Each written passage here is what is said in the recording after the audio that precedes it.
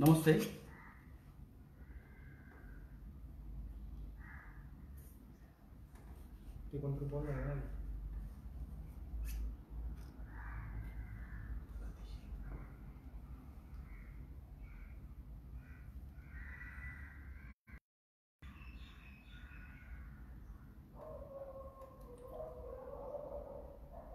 नमस्ते.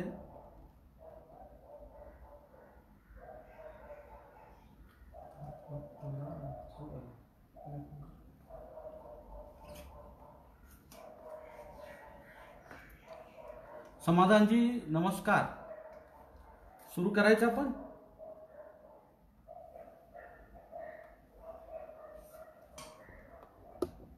Okay done ना. ओ सुरू. मी बोलायला सुरू करायचं आहे का?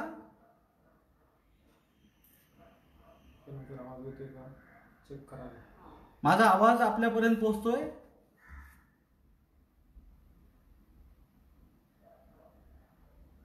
बोलूया.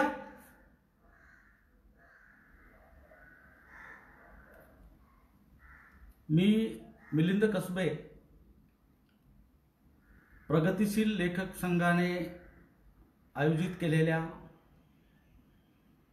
कॉम्रेड अण्णाभाऊ साठे जयंती समारोहाच्या पंधरवड्याच्या निमित्ताने जी जागर व्याख्यानमाला सुरू केलेली आहे,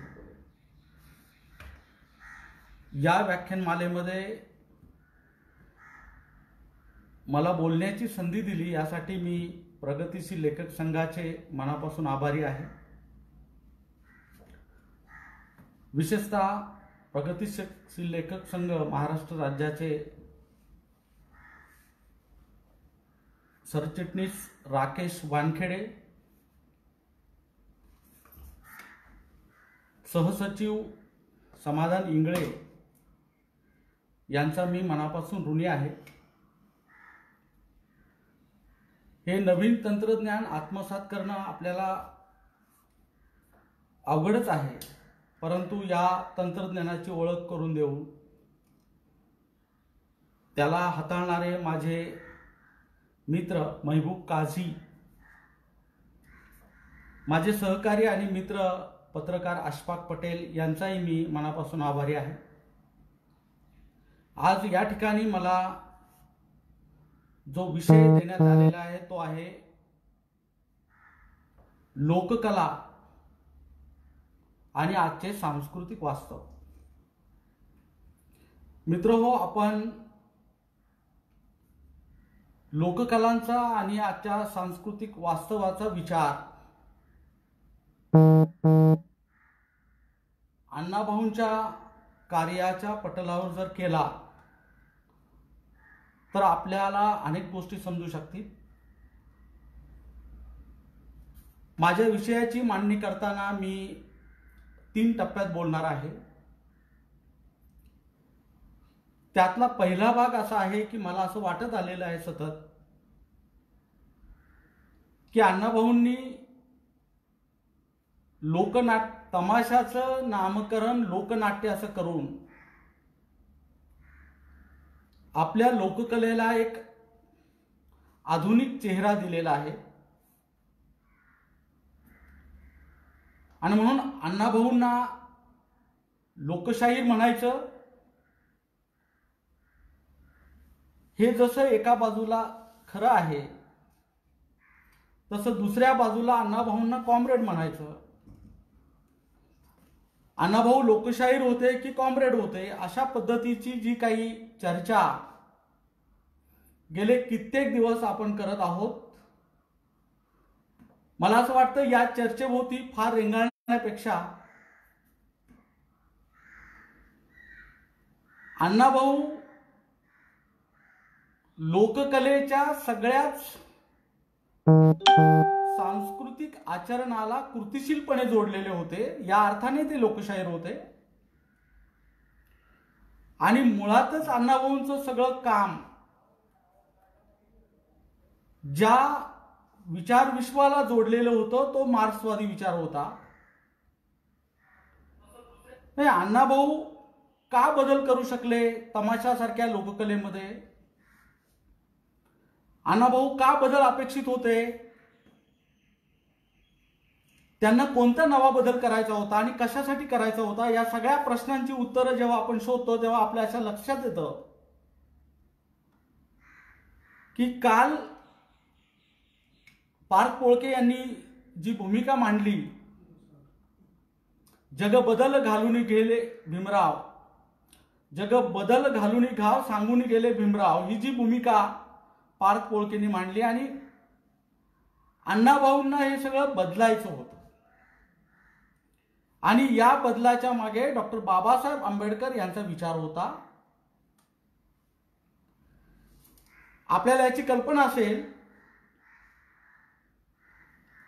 की महाराष्ट्राच्या लोककलेला, पारंपरिक लोककलेला, जी लोककला हजारो वर्ष आपल्या मातीत रुजलेली आहे, जी लोककला गेले कित्येक वर्ष आपल्या धर्मांचा, रूढींचा, परंपरेचा जल्लोष करते आहे, त्याचे वाहक बनते आहे, अशा लोककलेला अशा एका आधुनिक वळणावर नेऊन ठेवायचं की जी लोककला परिवर्तनाला सज्ज होईल. आणि मी मगाशी असं सांगत होतो की बाबासाहेबांकडे पठ्ठे बापूराव एकदा पवळाला घेऊन पैसे द्यायला गेलेलो आणि बाबासाहेबांच्या चळवळीला पठ्ठे बापूरावांना काही पैसे द्यायचे होते,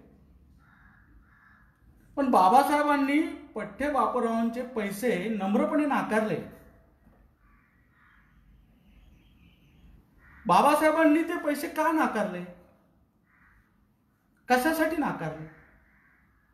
त्यांच्या त्या नकारामागे काय हेतू होता हे आपण समजून घेतलं तर आपल्या लक्षात येईल की बाबासाहेबांना या लोककलेला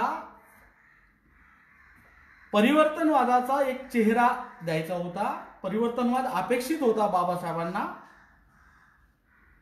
आणि ही लोककला काही बदलत नव्हती.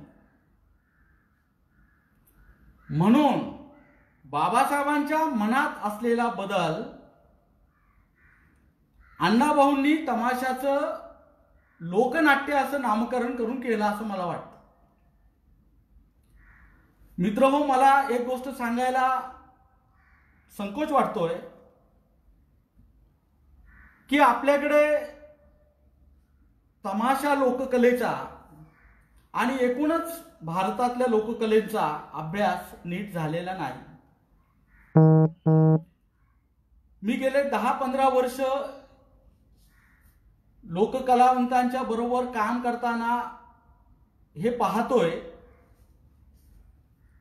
की ज्या पद्धतीने तमाशा या लोककलेचा अभ्यास व्हायला पाहिजे होता तो तसा झालेला नाही. आणि आजपर्यंत जवळजवळ 5-50 लोकांनी तमाशाचा अभ्यास केलेला आहे, पण त्यातली बहुतांश मंडळी प्राध्यापक आहेत. त्यांनी एमफिल करण्यासाठी, पीएचडी करण्यासाठी तो अभ्यास केलेला आहे. खरं म्हणजे तो अभ्यास जो त्यांनी केला त्याला 2 कारणं होती. एक तर त्यांना व्यवसायामध्ये यश मिळवायचं होतं, त्यांची ती व्यावसायिक गरज होती, आणि दुसरं कारण म्हणजे तो अभ्यास काही एक विचाराला जोडता येतो का असा प्रयत्न करायला पाहिजे. पण दुसरा प्रयत्न फारसा काही झाला नाही. विशेषतः माझ्यासह मराठीच्या अनेक अभ्यासकांनी तमाशा लोककलेचा आणि महाराष्ट्रातल्या लोककला आहे तो या लोककलांचं उदात्तीकरण करणारा केलेला आहे. गण कुठून आला, गवळण कुठून आली, लावणीचे बोल काय आहेत, त्याच्यातल्या भाषिक रचना काय आहेत, वगैरे वगैरे अशा वर्णनात्मक पातळीवर तमाशाचा अभ्यास आजपर्यंत मोठ्या प्रमाणात झालेला आहे आणि विशेषतः तो विद्यापीठांच्या पातळीवर झालेला आहे. मला असं वाटतं की हा अभ्यास चुकीचा नाही, योग्यच आहे. पण तमाशा लोककलेला आणि एकूणच भारतातल्या लोककलांना समजून घेण्यासाठी एक समाजशास्त्रीय दृष्टी असायला हवी असते. तो दृष्टिकोन आपण फारसा स्वीकारला नाही आणि तमाशाचा समाजशास्त्रीय अभ्यास नीट न झाल्यामुळे तमाशातली जाती व्यवस्था, तमाशाचं अर्थकारण, तमाशाचं पर्यावरण, तमाशातलं शोषण या गोष्टींकडे आपलं दुर्लक्ष झालं. म्हणून मला असं वाटतं की आज महाराष्ट्राच्या मध्ये ज्या लोककला आज आहेत, जागरण, गोंधळ, भारूड, दशावतार,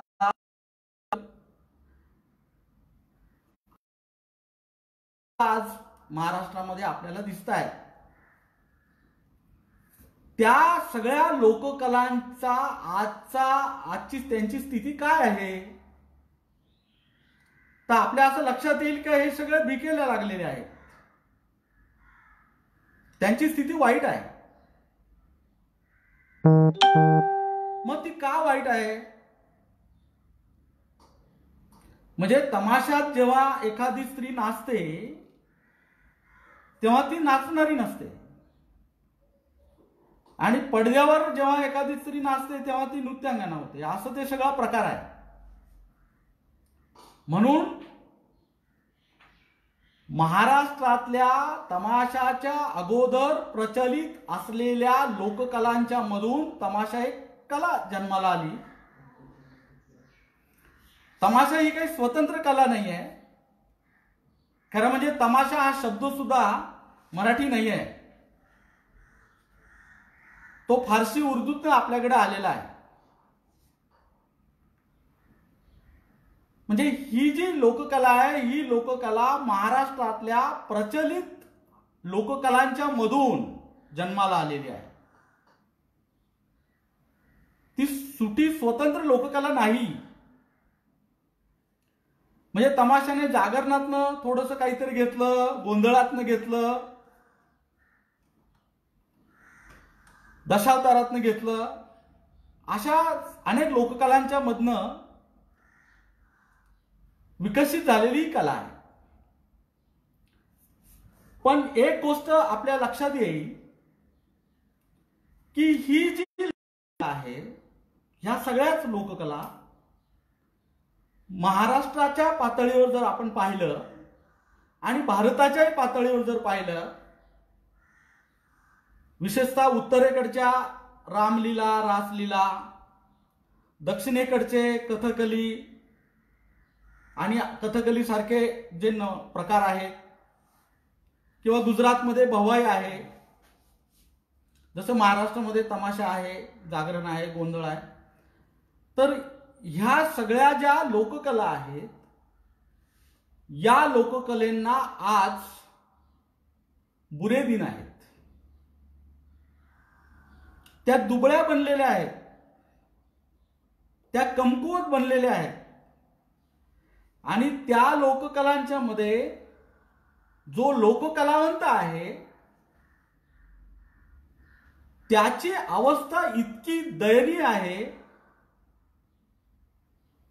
म्हणजे अगदी त्याला जगण्याची चिंता आहे, तरीही तो कलावंत म्हणून जगतो आहे. म्हणजे एकूणच भारतातल्या लोककलांची स्थिती आज वाईट आहे. का वाईट आहे? कुणी ती वाईट केलेली आहे? मला असं वाटतं की इथल्या वरच्या वर्गाने, ज्याच्या हातामध्ये सांस्कृतिक सत्तेची मालकी होती, अशा वर्गाने ज्या कला पैसे देणाऱ्या आहेत, उत्पन्न देणाऱ्या आहेत, त्या कला आपल्या हातात ठेवल्या आणि ज्या कला दुबळ्या आहेत, भीक मागायला लावणाऱ्या आहेत, त्या कला दलित उपेक्षितांच्या मध्ये वाटून दिल्या. मग आपल्या लक्षात येईल की लोककलांच्या मध्ये कलावंत म्हणून वावरणारा जो समाज आहे तो सगळा दलित, उपेक्षित आणि भटका समाज आहे. या समाजाच्या माथी अनुत्पादित कला मारण्याचं एक मोठं षडयंत्र इथल्या वरच्या वर्गाने केलं आणि त्या विधिनाट्याला जोडून टाकलं. मला असं वाटतं की लोककला जर आपल्या नैसर्गिक कला असतील, लोककला जर आपल्या आदिमतेशी जोडलेल्या असतील, लोककला जर आपल्या मूळ जीवनाचा जर भाग असतील, तर या लोककलेमध्ये धार्मिक कर्मकांड कुणी आणलं आणि ते आणून आपलं एक सांस्कृतिक वर्चस्व प्रस्थापित करण्याचं सांस्कृतिक राजकारण कुणी केलं याचा शोध घ्यायला पाहिजे. आणि म्हणून मुळातच निसर्गाला प्रमाण मानणाऱ्या, माणसाच्या आतल्या जगण्याला प्रमाण मानणाऱ्या, खुल्या, मोकळ्या, अधिक सच्च्या असणाऱ्या या सगळ्या लोककलांच्या मध्ये धर्माचं राजकारण आणून त्यांना विधिनाट्याला बांधून इथल्या वरच्या फॅसिस्ट मंडळींनी फार मोठी सांस्कृतिक हानी केलेली आहे असं मला वाटतं. या लोककला धर्माला बांधल्यामुळे, या लोककला विधी कार्याला बांधल्यामुळे त्यातलं कलापण निखळून गेलं आणि धार्मिक आचरण पुढे आलं. म्हणून मला असं वाटतं की या लोककलांचा अभ्यास करताना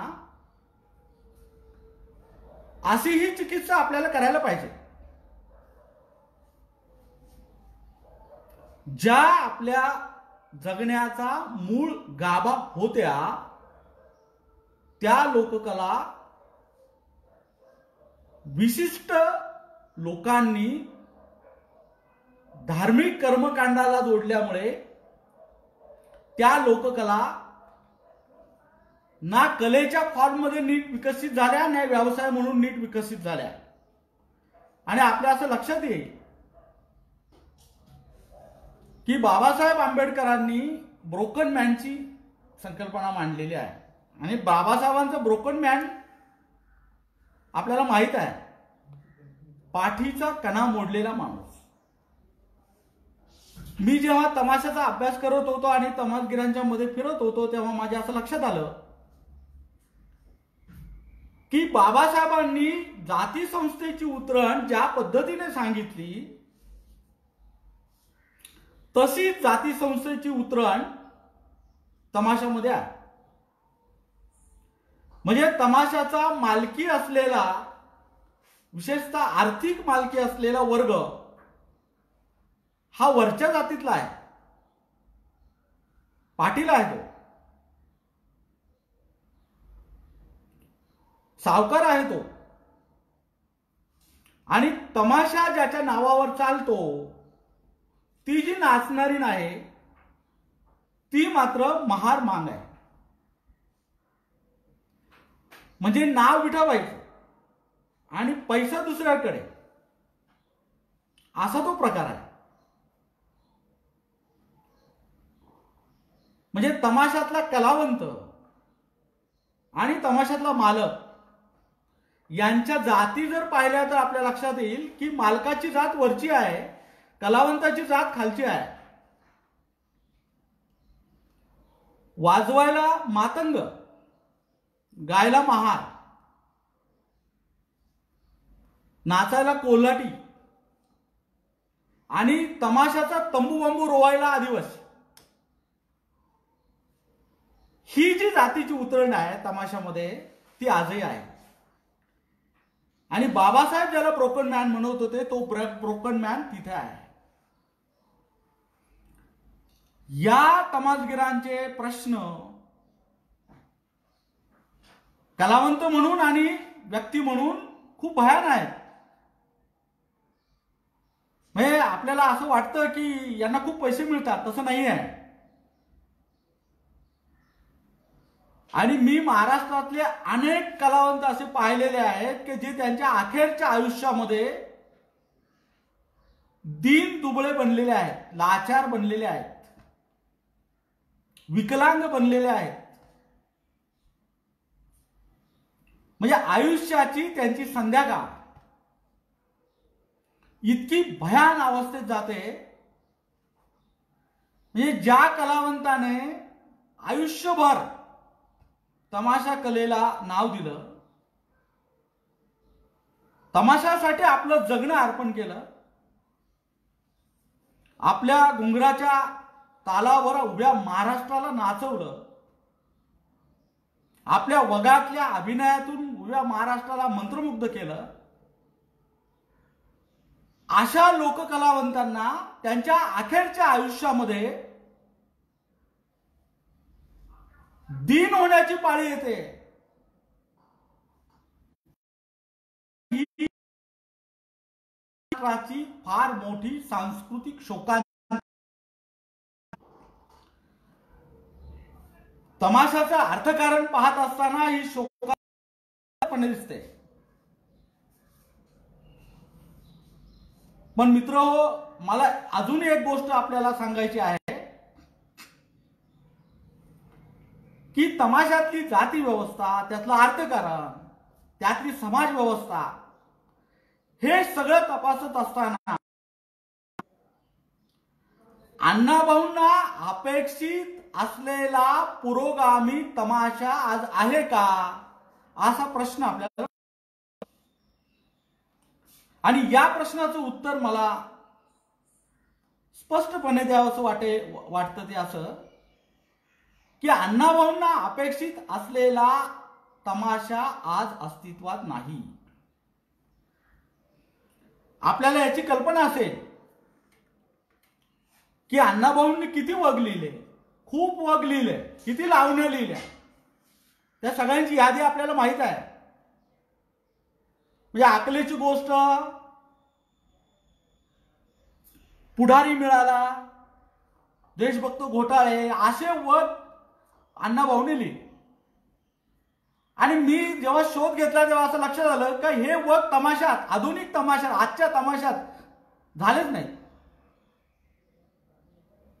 हे पारंपरिक तमाशा जो आज आपण म्हणतो ज्याला आजचा तमाशा, त्या तमाशात अण्णाभाऊंचे वग सादर करावेत असं कुणाला वाटलं नाही. तमाशामध्ये अण्णाभाऊंची माझी मैना सादर करावी असं कुणाला वाटलं नाही. काय कारण असेल? मला असं वाटतं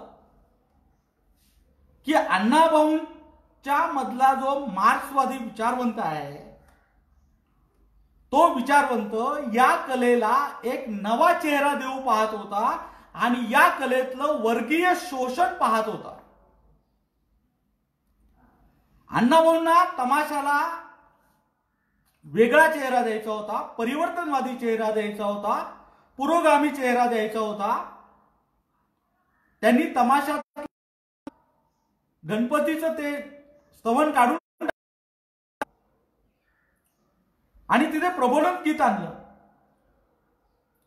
म्हणजे जे जे कर्मकांडाला, धर्माला आणि धर्माच्या सगळ्या बळकटीला जोडलेलं आहे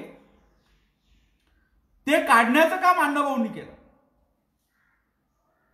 आणि मग हे करत असताना अण्णाभाऊंच्या मनात काय विचार होता? तर अण्णाभाऊ तमाशात असलेलं वर्गीय शोषण अनुभवत होते, पाहत होते आणि ते वर्गीय शोषण थांबवण्यासाठी तमाशाला आता बदललं पाहिजे, तो आधुनिक झाला पाहिजे, त्याने चेहरा बदलला पाहिजे, तो प्रागतिक झाला पाहिजे, असे स्वप्न अण्णाभाऊंना पडत होते. म्हणून तर अण्णाभाऊंनी सत्यशोधक जलसा उभा केला आणि ती परंपरा महात्मा फुल्यांपासून महात्मा फुले, शाहू महाराज, बाबासाहेब आंबेडकर ते अण्णाभाऊ, ही ती पुरोगामी परंपरा आहे. आणि मला दुर्दैवानं आपल्याला हे सांगावंसं वाटतं, ज्याला आज तमाशा म्हणतो आपण, त्या तमाशामध्ये ही पुरोगामी परंपरा दुर्दैवानं रुजली नाही. आजही ती दिसत नाही. खरं म्हणजे तमाशा ही लोककला अण्णाभाऊंनी जी वाट दाखवलेली होती त्या वाटेने जर गेला असता तर आजचं चित्र वेगळं असतं. आजचं चित्र वेगळंच असतं. म्हणून मला असं वाटतं की या सगळ्या ज्या कलेक्टिव्ह आर्ट आहेत, ज्याला इरिक फ्रॉम यांनी कलेक्टिव्ह आर्ट म्हटलेलं आहे, आणि ज्या वरच्या जातीने जोपासलेल्या कला आहेत त्याला इंडिव्हिज्युअल आर्ट म्हटलेलं आहे. हे ज्या सगळ्या कलेक्टिव्ह आर्ट आहेत, ज्या फोक आर्ट आहेत, या सगळ्या आदिवासी कलेपर्यंतच्या, आदिवासी नृत्यापर्यंतच्या, यांच्याकडे पाहण्याची एक कला म्हणून दृष्टिकोन आपल्याला डेव्हलप करावा लागेल आणि त्यांना विकसित करणारा एक व्यवहार वेगळ्या पद्धतीने आपल्याला अभ्यासावा लागेल. म्हणून लोककलांचं आर्थिक मॉडेल, आर्थिक विकासाचं मॉडेल आणि त्यांच्या कलेचं मॉडेल, या दोन गोष्टी वेगवेगळ्या पातळीवर आपल्याला तपासाव्या लागतील. तसं झालं नाही तर आपल्या समाज व्यवस्थेतला सरंजामी वरचा वर्ग या लोककलेचा वापर आपल्या मनोरंजनासाठी करेल. म्हणजे त्याची भोगवादी दृष्टी जी आहे तिचा आनंद घेण्यासाठी तो करेल. म्हणून तसं होऊ द्यायचं नसेल तर आपण या सगळ्या लोककलांचा विचार अधिक वेगळ्या पद्धतीने करण्याची गरज आहे असं मला वाटतं. मला अजून एक गोष्ट आपल्याला इथे सांगायची आहे की आताच्या कोरोनाच्या काळामध्ये, या सगळ्या संसर्गाच्या काळामध्ये मी अनेक कलावंतांशी जेव्हा बोललो तेव्हा माझ्या असं लक्षात आलं की ही लोककला आता फार काही काळ टिकेल असं वाटत नाही. की मुळातच ग्रामीण अर्थव्यवस्था आता ढासळते आहे आणि अशा सगळ्या काळामध्ये तमाशा कलेवर फार मोठं संकट आलेलं आहे. मला असं वाटतं या संकटाचं, त्याला संकट न म्हणता त्याला संधी जर म्हटलं तर या लोककलांना एक नवा आकार शोधण्याचा मार्ग याच्यातून मिळू शकेल. दुसरी गोष्ट, जागतिकीकरणाच्या वास्तवावर या लोककलांकडे जर पाहिलं तर आपलं लक्षात येतं की जागतिकीकरणाचे परिणाम समाजातल्या सगळ्याच घटकांवर झालेले आहेत. त्यातून कोणी सुटलेलं नाही. शिक्षण असेल, राजकारण असेल, धर्मकारण असेल, अर्थकारण असेल आणि कला आणि संस्कृती, या सगळ्याच घटकांवर जागतिकीकरणाचे परिणाम झालेले आहेत. तसे भारतातल्या लोककलांवरही जागतिकीकरणाचे मोठे परिणाम झालेले आहेत. या जागतिकीकरणाने म्हणजे तमाशाचं ऑर्केस्ट्रीकरण केलं. या जागतिकीकरणाने या सगळ्या लोककलांना आता अशा एका वळणावर उभं केलेलं आहे की त्यांना लोककला का म्हणायचा असा प्रश्न आपल्याला पडेल. म्हणजे आपल्यापैकी अनेक जण जेव्हा आता कधी तमाशा पाहिला असेल एवढ्यात तर आपल्या लक्षात येईल की अरे हा तमाशा आहे का ऑर्केस्ट्रा आहे. म्हणजे हे लावणी नृत्य आहे का सिनेमातलं नृत्य आहे. आणि तमाशातून गायबच झालेला आहे. म्हणजे या सगळ्याच लोककलांच्या मधून कला संकुचित होते आहे आणि त्यातला व्यवहार अधिक वाढतो आहे. म्हणून माणसाच्या उंचीपेक्षा त्याची सावली जर मोठी झाली तर अनर्थ येतं. लोककलांच्या बाबतीत तसं व्हायला लागलेलं आहे. मला असं वाटतं की लोककलांच्या बद्दल अभ्यास करणाऱ्या अभ्यासकांनी, लोककलांच्या बद्दल तळमळ असणाऱ्या रसिकांनी, प्रसारमाध्यमांनी आणि सगळ्याच लोकांनी आता या लोककलांचा विचार अधिक गांभीर्याने केला पाहिजे असं मला वाटतं. दुसरी अशी एक गोष्ट मला आपल्याला सांगायची आहे की लोककला शोषणावर उभ्या आहेत. म्हणजे पायाला भेगा पडेपर्यंत त्या स्त्रीनं नाचायचं.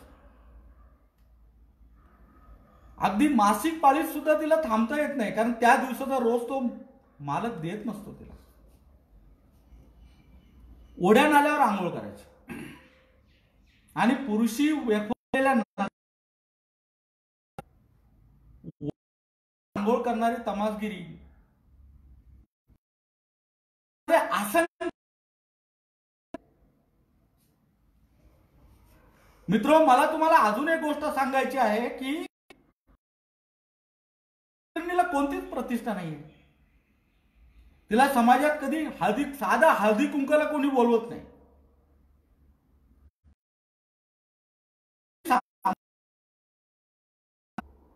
कोणतंच आर्थिक स्थैर्य नाही. भटकंती करू, गावोगावचं पाणी पिऊ, व्यसनाच्या आहारी जाऊ, सगळं शरीर पोखरलेलं आहे. अशा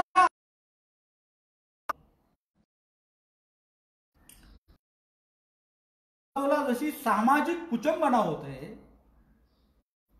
तशी दुसऱ्या बाजूला तिची मानसिक कुचंबनाही होत असते. आणि दोन पातळीवर लढा देऊन ती पायामध्ये 5-5, 6-6 किलोचे घुंगर बांधून हसत मुखाने वावरत असते. मला असं वाटतं की आपल्याला त्या नाचणाऱ्या स्त्रीच्या वेदना कधीतरी समजून घ्याव्या लागतील. तिच्या रंगलेल्या चेहऱ्याच्या गप्पा सगळेच करतात हो, पण तिचा भंगलेला चेहरा कधीतरी अभ्यासाचा विषय ठेवायला पाहिजे. आणि म्हणून हे वर्गीय शोषण आहे. हे स्त्री पुरुषांच्या पातळीवर जर आपण याच्याकडे पाहिलं तर आपल्या लक्षात येईल की ते त्या पातळीवरच सुद्धा शोषण आहे. जेंडरच्या पातळीवर ते समाज व्यवस्थेत सामंती मानसिकतेचं शोषण आहे. आणि हे केवळ तमाशात वावरणाऱ्या, ती कोणत्या जातीतली असते हो? ती दलित उपेक्षित जातीतलीच असते. मी तर कधी महाराष्ट्रामध्ये वरच्या जातीतली स्त्री तमाशात पाहिलेली नाही. म्हणजे स्पृश्य ब्राह्मणेतर जातीतल्या स्त्रिया तमाशात नाही, ब्राह्मणांचं सोडून द्या, पण स्पृश्य ब्राह्मणेतर जातींच्या स्त्रिया सुद्धा तमाशात कलावंत म्हणून नाही. ज्या आहेत त्या सगळ्या दलित उपेक्षित जातीतल्या स्त्रिया आहेत, भटक्या आहेत. आणि म्हणून तमाशातल्या स्त्रीच्या वेदनांच्याकडे आपल्याला गंभीरपणे पाहावं लागेल.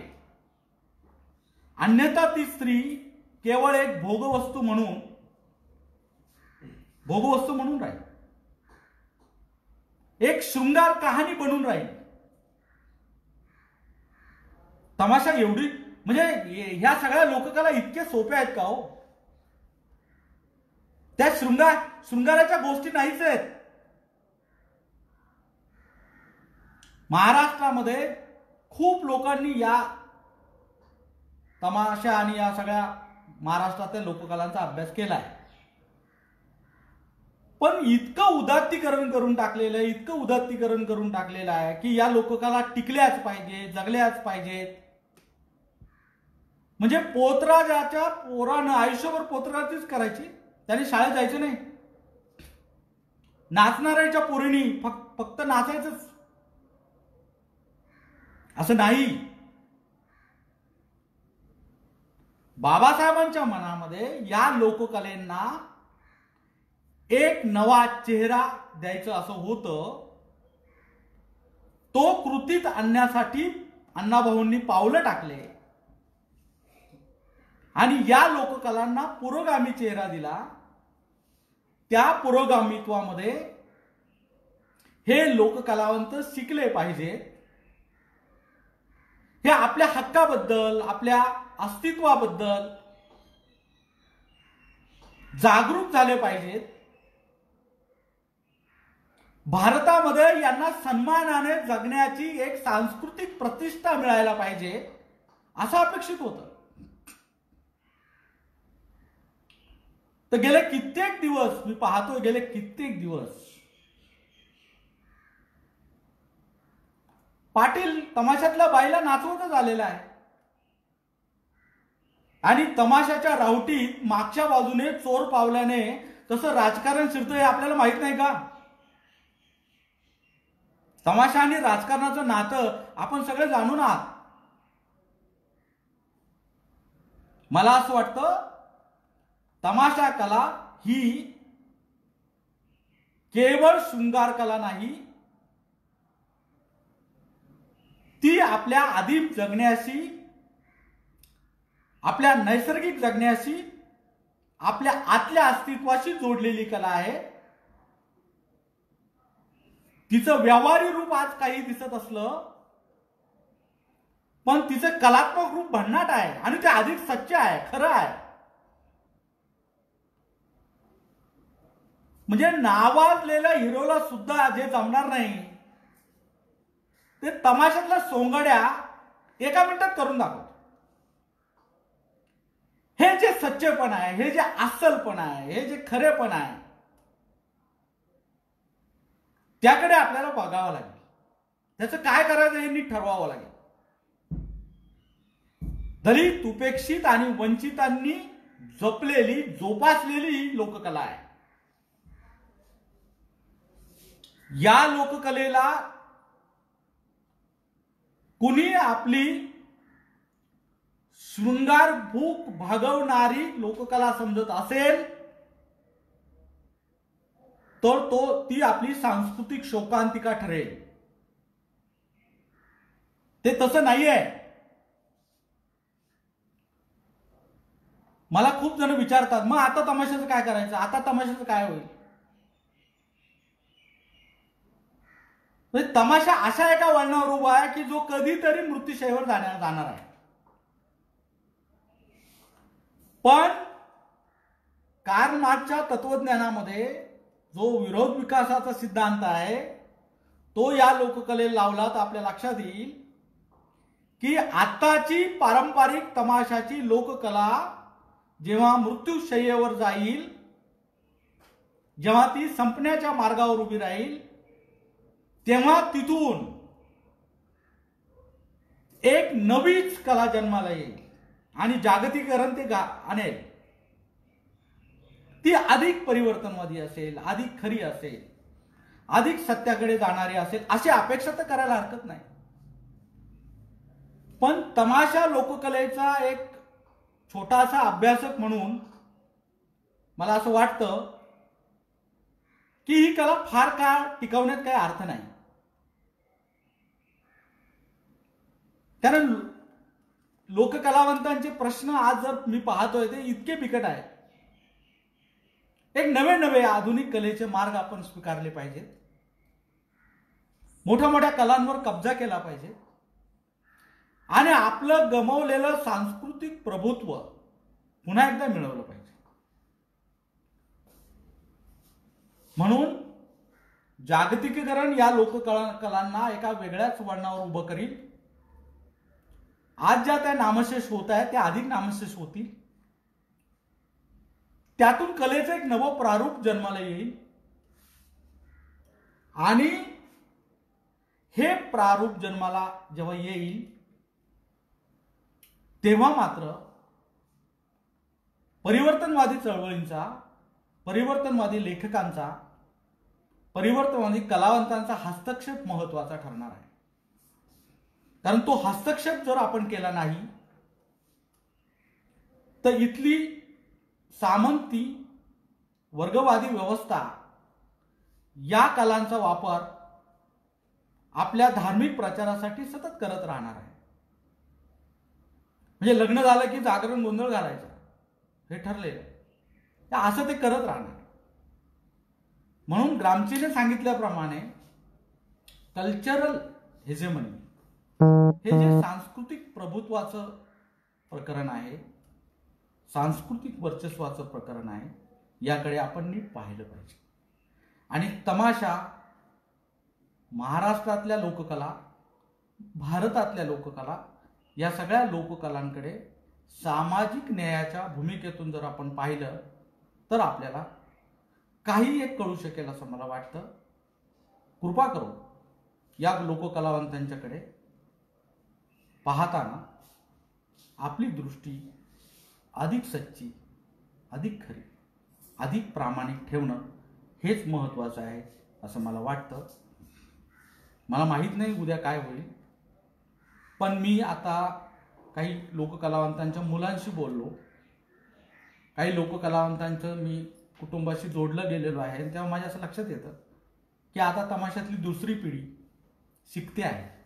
कुणी नर्सिंग करत आहे, कुणी इंजिनिअर गेलेलं आहे, कुणी इंग्लिश मिडियमला शिकत आहे. म्हणजे आनंद महाजन एक कलावंत होते, ते MA इंग्लिश होते. बाबूराव हे जे आहे बोरगावकर, मग शिवराम बोरगावकरांचे चिरंजीव, तर म्हणजे त्यांच्या घरामध्ये त्यांची सून डॉक्टर आहे. म्हणजे स्वतः बाबूरावची मिसेस उच्च विद्याभूषित आहे. हे सगळे मंडळी शिकताय, शिक्षणाला जोडलेले आहे, ते आधुनिकपणे विचार करताय. ते पुन्हा तमाशाच्या फडात पाय ठेवतील असं मला वाटत नाही.